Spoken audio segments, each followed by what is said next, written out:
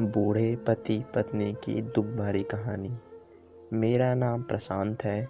मुझे गांव के घर से काफ़ी दूर की बड़ी सिटी में नई नौकरी मिली थी। इस शहर में भाड़े का घर लेकर रहने लगा। पड़ोसी के तौर पर घर के सामने ही एक घर था जिसमें एक बुजुर्ग जोड़ा रहता था। दोनों बिल्कुल अकेले थे, मतलब ना कोई बेटा, ना बेटी, ना पोते, यानी कि संयुक्त परिवार नहीं था। मैं एक संयुक्त परिवार का सदस्य था, इसलिए मुझे अक्सर उनके बारे में विचार आते रहते थे। मुझे देखकर बुरा लगता है, इतनी उम्र होने के बाद भी उनकी देखभाल करने वाला कोई उनके साथ नहीं है। जब मैं सुबह ऑफिस के लिए निकलता था तो देखता था कि दादी जी अपने कप कपाते हुए हाथों से दादाजी को चाय देती थी।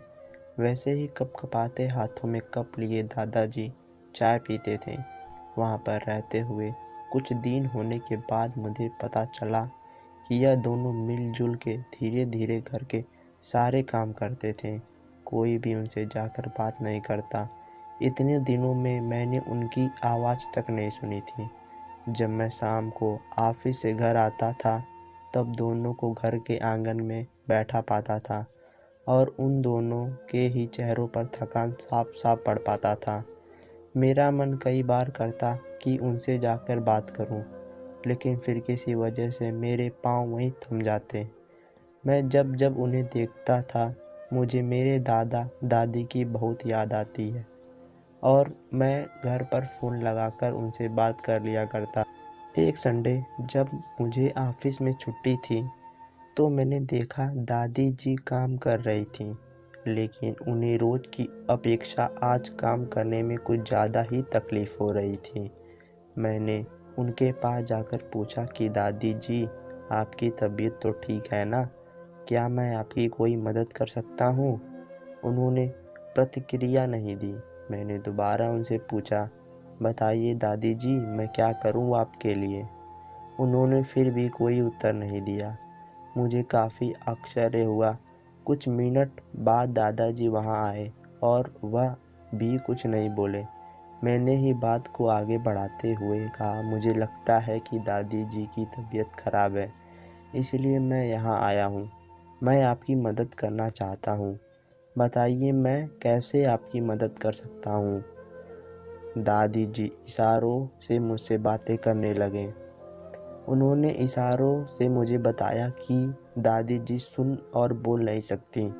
उन्होंने यह भी बताया कि वह खुद भी बोल नहीं सकते। वह सुन सकते हैं, मेरी बात समझ सकते हैं। उन्होंने इशारों से दादी से कुछ कहा और दादी ने मेरी तरफ देखकर मेरे माथे पर हाथ फेरा। मैं उन दोनों की तरफ देखते ही रहा और न जाने कब मेरी आंखों में आंसू बहने लगे। उस दिन के बाद जब जब मुझे समय मिलता मैं उनके पास चला जाता। वह मुझ पर बहुत प्यार बरसाते। अब तो मुझे उनके इशारे की मीठी भाषा भी बहुत अच्छे से समझ आने लगी थी। एक दिन मैंने दादाजी से पूछा कि वह अकेले क्यों रहते हैं, क्या उन्हें कोई औलाद नहीं है? दादाजी ने दादी को इशारे में समझाया कि मैंने उनसे क्या पूछा। फिर दोनों ने मेरा हाथ पकड़कर मुझे आंगन में ले गए और अपनी आंखों के आंसू पोंछे और उंगली का इशारा करते हुए एक साइकिल मुझे दिखाई। साइकिल को देखकर मैं समझ गया कि उनके परिवार वाले उन्हें छोड़कर कहीं जा चुके हैं और जब उनके साथ केवल यादें ही बची हैं। उन्हें रोता हुआ देखकर मैं भावुक हो गया और मैंने दोनों को गले से लगा लिया। उन्होंने मेरे ऊपर अपने सीने में सालों से बंद प्यार के बादलों से प्यार इतनी बारिश कर दी कि मैं पूरी तरह उसमें भीग गया। दोस्तों, अगर आपको हमारी ये कहानी पसंद आई हो तो हमारे वीडियो को लाइक और हमारे चैनल को सब्सक्राइब करें। धन्यवाद।